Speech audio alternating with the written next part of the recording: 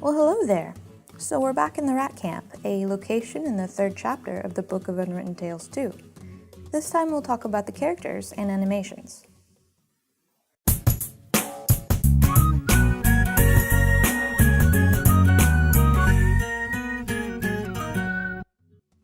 Like the locations in the game, characters are first described by our writers and are then designed by our concept artists.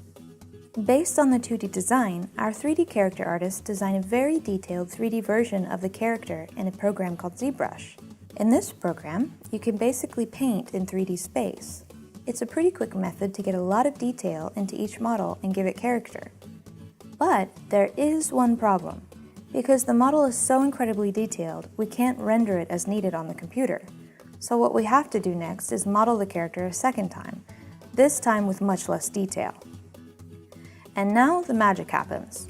Because we have the very detailed model, we can generate textures for the simpler model that contain almost all of the information of the original. So when you see little details in our in-game characters, they are probably actually not there. They are just small tricks to make everything look as good as possible.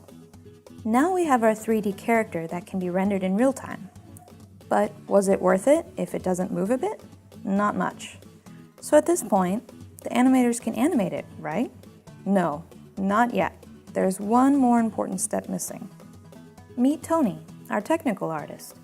His job is to rig and skin all characters and animated items in the game.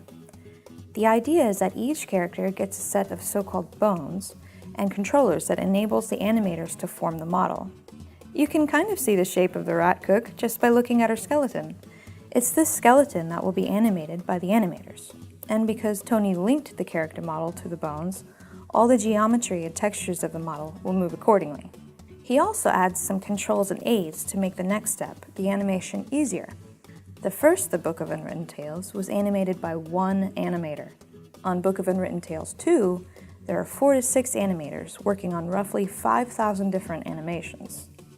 When they move the bones of a character into a certain position, a so-called keyframe shows up. When they move everything into a new keyframe, the computer calculates the steps in between. Of course, the art is there to give these animations a lot of character and weight and help tell the story through animation.